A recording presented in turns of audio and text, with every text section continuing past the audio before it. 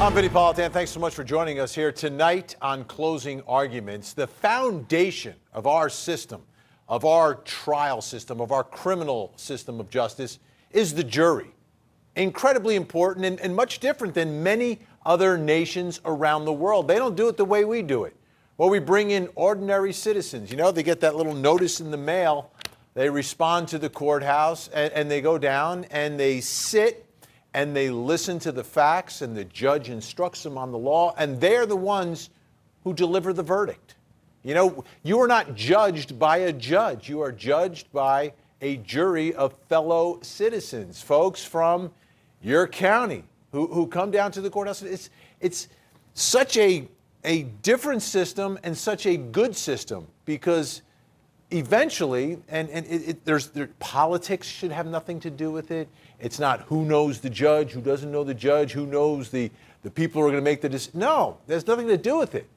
It comes down to the facts and the law, and how 12 people all agree they see it. They have to agree to what the facts are. Then they take that, they apply the law, and they all have to agree. It's got to be unanimous. And that's why the process of jury selection is so important. And that's why ultimately the jury is so important. And here in the case, the trial, the story that has transformed our nation, as I sit here tonight, ladies and gentlemen, we have a jury. It's my biggest moment of the day. All right, we have 15. Obviously, just to reiterate, 14 will be seated. That's all we have room for. We could seat 15 if we had room, but 15th juror, as the last chosen, will be excused on Monday if the other 14. The whole point of this 15th juror was to make sure that we have 14 people show up on Monday. Nevertheless, I'm still not going to release the jury pool until the jury is sworn, on the off chance that we still have to pick some alternates. But I'm hopeful that since it's only a few days, that we'll have 14 people show up, and those 14 will be seated and sworn, and we'll proceed with opening statements at that time. You know, you can be amazed, but it happens in every case. We get a jury. But to get to this point in this case, it's been a process. And it's been a very detailed, a well thought out process to get us here. Because think about what this case is and what it has meant and how people have reacted. Of all the cases I've covered in all the years here at Court TV, this is the one where people expressed those opinions. This is the one where people did something in reaction to the death of George Floyd, especially in Minneapolis, especially in Hennepin County. Yet, this judge, along with these lawyers, were able to find 15 people. Let's bring in Court TV legal correspondent Julia Janae, who joins us from Minneapolis tonight. Julia, we are here, right? We've got a jury. The credit goes to this courtroom, Vinny. The judge has been planning this for such a long time. He's been so methodical in how this jury selection process was going to go, giving it this appropriate amount of time, 3 weeks, which we used almost all of it to get those 15 jurors, making sure that they were anonymous so that they could feel comfortable to come in and speak their mind, making sure that this was individual in the way that it was carried out so that each of these jurors could be questioned without possibly contaminating other people in the pool, and the fact that there were all of these precautions for COVID-19, again, so they could be comfortable in coming in and have that spacing between them so that once we get to the point of a trial, we have the 14 that we need, and 15, just in case, another example of making sure that this goes off without a hitch. And another part of it is I call juror 15, who was approved today, the backup to the backup, right? Because we have 2 alternates already. So this is a backup to that, but there's a backup to the backup to the backup as well. That's right. The jury pool, there were over 300 questionnaires that went out back in December. So they have those, and we're only up to juror number 113, or 131 rather. So only having that many jurors that we've gotten through, there's still plenty of jurors to go through. The judge says he is not going to release that jury pool until Monday, just in case something happens. And there are multiple jurors that can't make it on Monday, and we don't have the backup to the backup. Then we still have jurors, and he could run another day or two of voir dire to get more jurors to make sure this trial goes forward. All right. And think about for these jurors. I mean, there's a lot of people who come up with a million excuses not to do their jury duty, right? And then you take a look at what these jurors are now in the middle of. Not even in the middle, I mean, on the front line of, which is this case which has been on, you know, the reaction, what it has meant, how passionate people feel about both sides and what is justice and what needs to change, everything else. With all that circling around this, we still found 15 people who said, yes, I'm willing to do my civic duty and put myself in the middle of all of this. To me, that's extraordinary. You heard the word civic duty repeatedly during this jury selection process. It was really encouraging to hear how many people said, this is difficult, and I understand that I could be in fear for my life, but it's important. This is my civic duty, and I want to be here. You heard people saying they were going to put off the date of their wedding. One man whose mother had died, and the judge told him, you know, are you grieving? Should you get dismissed for that reason, essentially? And he was like, no, I'm here, and I'll be okay. And another guy who was in college said he's working on his thesis. He needs to take this class in the next few weeks, but if he needs to serve as a juror, he would do it. Yeah, and that's fantastic. That's the way the system should work. And it seems like it is working in Hennepin County, in Minneapolis. So let's get to 131. Juror 131, who becomes the 15th juror on the panel, is a white male in his 20s, has seen a few seconds of the cell phone video, and says he thinks Chauvin's knee was on George Floyd too long. Let's listen to 131 talking about that last issue.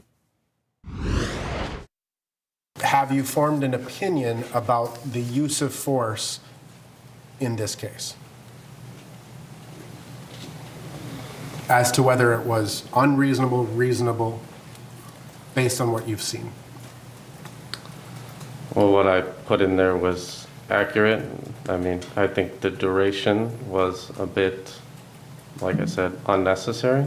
Okay. Or 5 to 10 minutes, whatever the exact number is. So it's another way of saying you formed an opinion that it was an unnecessary use of force, right? For that duration of time. Julie, if my memory serves me right, I mean, there have been other jurors that have said almost that same exact thing about the duration.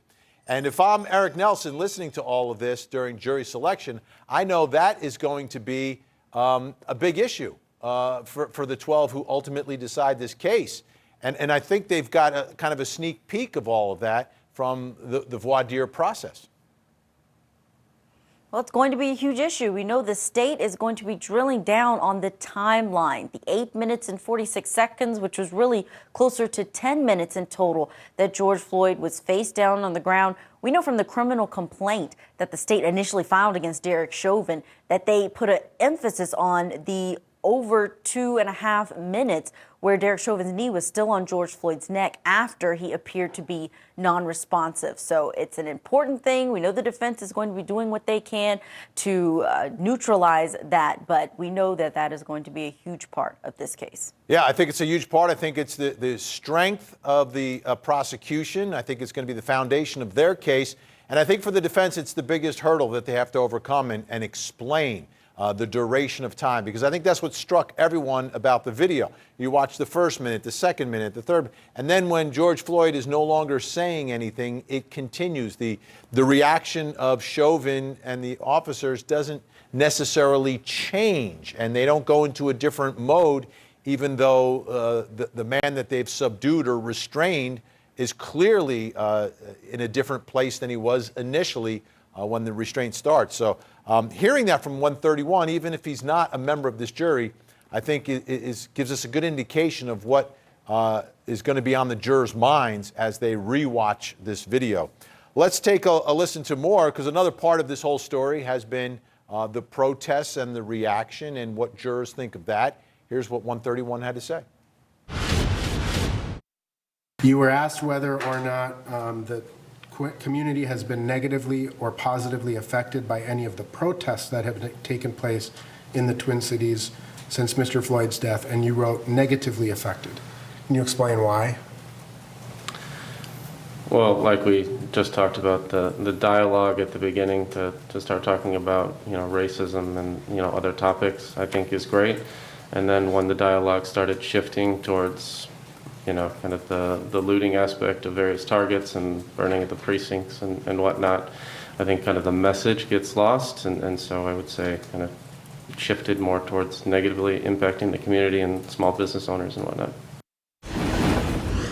And Julia, I don't see the protests or the riots or anything being a part of this trial, any of the evidence, any of the testimony, but it's been such a big part of the jury selection process.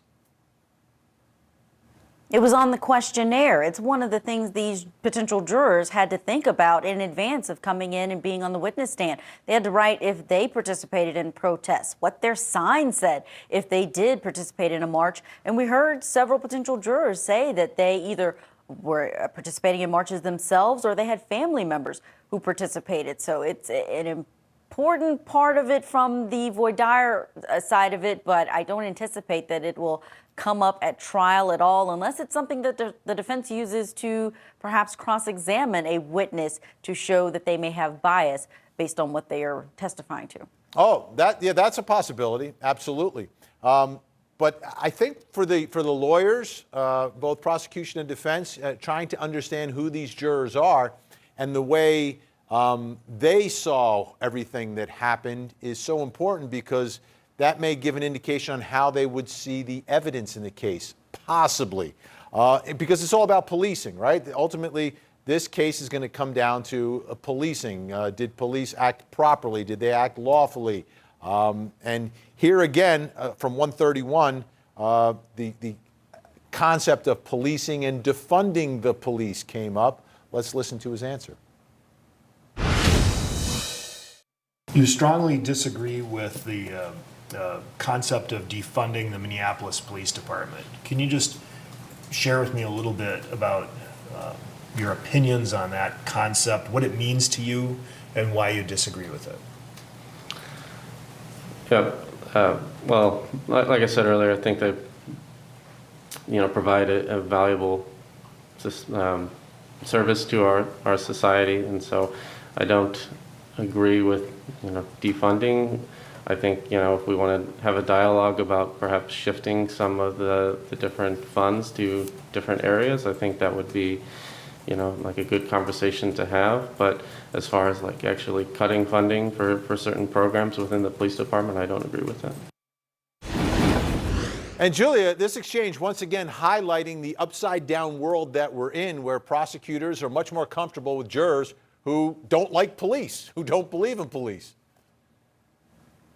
One thing about juror number 131, you can't really put him into a box when they brought up the issues of race and policing and protests. There were a couple of things that I wrote down that he talked about that really just showed how you can't get a one way or the other read on him, and that's perhaps why he was passed for cause by both sides. But when he was talking about the protests that happened here in Minneapolis, he said that he felt that Black Lives Matter as a movement was not the person responsible or the party responsible for the riots, but that they were a contributing factor.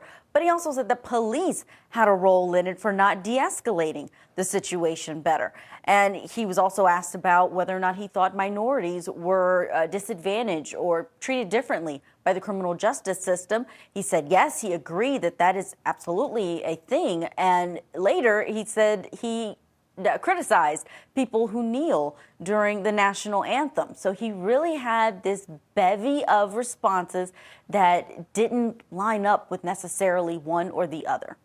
An independent thinker, which is, I think, what the defense wants. You always want someone, defense attorneys, who disrupts that jury, because, again, the only way the defense loses is if it's a unanimous verdict for conviction. It's tough to get 12 people to say not guilty, especially In a case like this, it can happen. It may very well happen. But the mindset of criminal defense attorneys going in is always looking for a way to prevent a unanimous jury. Let's take a look at the whole jury makeup now that we've got all 15 who have been set. 6 male jurors, 9 female jurors. So again, skewing female, depending upon how the alternates line up, will indicate the exact split there. 10 jurors under 50. To me, this is such a big one. Such a young jury that we have here, and potentially extremely young, depending on how things work out with the alternates. And then racially, 9 white jurors, but 4 black jurors, 2 multiracial jurors in a county that is 75% white. That is, all things considered, extremely diverse based upon where you are. So, Julia Janae, as I look at this, all 15 members of this jury, I think the prosecution has to be happy. I think on paper, it looks like it's a great jury for the prosecution, but then when you hear them speak, it sounds much more even-handed. That's my assessment. That seems to be the takeaway. They all use the word neutral, whether they're talking about their view of Derek Chauvin, their view of George Floyd, their reaction to the protest. That's a word and a theme that I noticed throughout the conversation that you hear between the potential jurors and the attorneys. So that's what you want in the jury room if you're from either side, because then it goes to the strength of your case and it's on the state, that burden to prove this beyond a reasonable doubt.